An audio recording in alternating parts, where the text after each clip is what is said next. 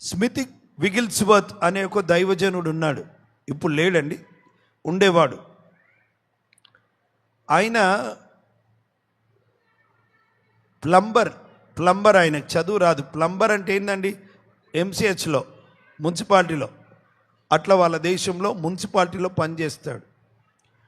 చదువు రాదు, భార్య కొంచెం చదవచ్చు. ఆయన ఒక మాట తట్టబడింది ఆయన జీవితంలో, నా యందు విశ్వాసం ఉంచువాడు నాకన్నా గొప్ప కార్యాలను చేస్తాడు అన్న మాట విన్నాడు. చదువు రాదు, అదే మోకాళ్ళ మీద ఉన్నాడు. ప్రభువా, నీ యందు విశ్వాసం ఉంచేవాడు నీకన్నా గొప్ప కార్యాలు చేస్తానన్నావు, మాట తప్పని వాడవు కదా నువ్వు, నేను నమ్ముతున్నానని విశ్వాసం ఉంచాడు. విశ్వాసముతో నింపబడ్డాడు ఇంకా దేవుని పైన. అలా ఇంటికి వెళుతున్నాడు ప్రార్థన చేసుకొని. వెళ్తూ ఉంటే ఒక ఇంటి ముందు టెంట్ వేసి ఉంది. ఏందా అని చూస్తే ఒక ఆయన చచ్చిపోయి ఉన్నాడు. ఒక ఆయన, చెప్పండి, అందరు ఏడుస్తున్నారు. ఈయన గుర్తుకొచ్చింది, యేసు ప్రభు కూడా చనిపోయిన లాజరును లేపాడుగా, అంటే నేను కూడా లేపగలను కదా ప్రభు మీద విశ్వాసం ద్వారా అని పోయాడు. అమ్మ ఏడవద్దు, పక్కకు జరిగిండు, ఆయన లేస్తాడు అన్నాడు. వీడెక్కడ రప్పించోడు, చచ్చిపోయి మేము ఏడుస్తుంటే లేస్తాడు అంటాడు. ఎవరు నువ్వు? నేను ఓ ప్లంబరా? మరి లేస్తాడంటున్నావు, పిచ్చా? లేదు, నా దేవుడు చెప్పాడు, ఆయన యందు విశ్వాసం ఉంచువాడు ఆయన కన్నా గొప్ప కార్యాలు చేస్తానన్నాడు. నేను ఆ మాట నమ్ముతున్నా, పక్కకు తప్పుకోమని చెప్పి చచ్చిపోయిన ఆయన చెంప మీద ఒక్కటి ఇచ్చిందంట. యేసు నామమున లే అని కొట్టిండంట. యేసు నామమున లేచి కూర్చున్నాడు. ఆయన లేచి కూర్చున్నాడండి. ఆయన పరిచర్యలో చచ్చిపోయిన వారిని దాదాపుగా 20 మందికి పైగా లేపిన అద్భుతమైన దైవజనుడు స్మిత్ విగిల్స్వర్త్. ఫెయిత్, విశ్వాసం మన విజయం.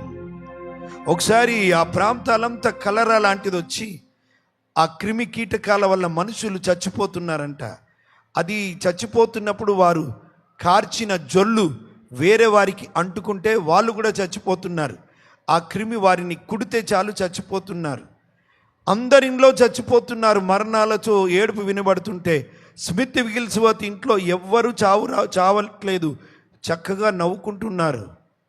అక్కడ ఉన్నటువంటి అధికారులకు ఆశ్చర్యం అనిపించింది.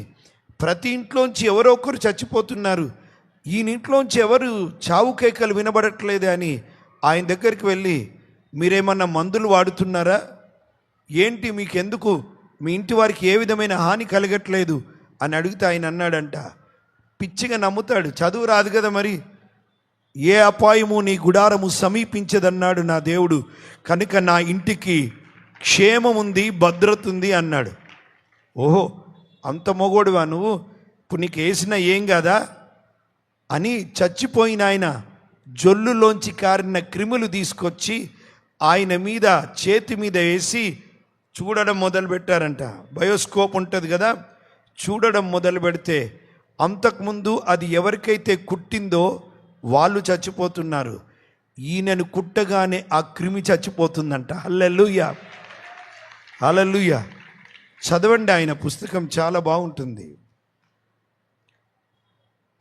చదువు రాదు, బాగా చదివితే మనము లాజిక్లు వెతుకుతాం, ఇది ఇట్లా అది ఇట్లా అది ఇట్లా. సింపుల్ అండి.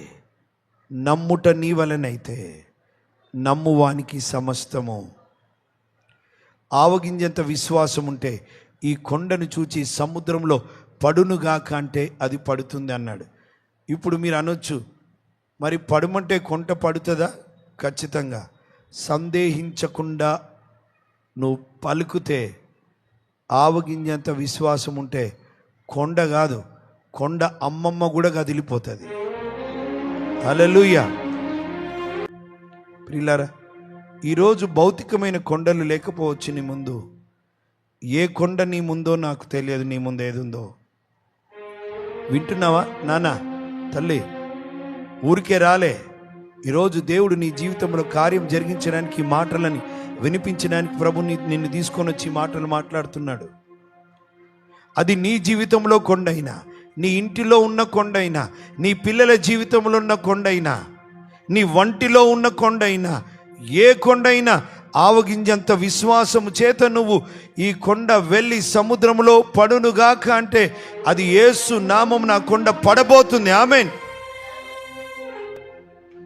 అప్పు తీసుకుండొచ్చు నీ దగ్గర, తీసుకొని ఇవ్వరు వాళ్ళు. అదో కొండ. తీసుకున్నప్పుడు ఎంత దీనులుగా ఉంటారో, తీసుకున్న తర్వాత వాళ్ళు దీనులు అయిపోతారు, వీడు షేర్ అయిపోతాడు. తీసుకున్నాడు కొండ ఇవ్వరు. ఈరోజు నువ్వే విశ్వాసం ద్వారా పలకబోతున్నావు. ఆమేన్. హల్లెలూయా, హల్లెలూయా. ఆ కొండేది నీ ముందు చూడు. నువ్వు అంటున్నావేమో, ప్రభువా దీన్ని తీసివేయమని అంటున్నావేమో. ప్రభు అంటున్నాడు, నేను తీసివేయమని నువ్వు అనకు, నువ్వే పలుకు, ఇది యేసు నామమున సముద్రంలో పడునుగాకాను. You speak. నువ్వు పలుకు విశ్వాసముతో, నీవు పలుకు విశ్వాసముతో.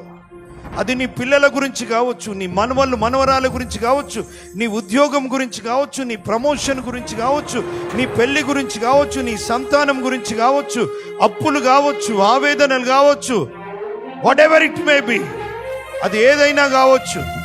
Speak it in Jesus name. Speak by faith. విశ్వాసం ద్వారా పలుకు. అది క్యాన్సర్ కావచ్చు, లివర్ సమస్య కావచ్చు, తలనొప్పి కావచ్చు, కంటి సమస్య కావచ్చు, పంటి సమస్య కావచ్చు, ఏ రోగమో ఐ డోంట్ కేర్. ఆ God is greater than every problem.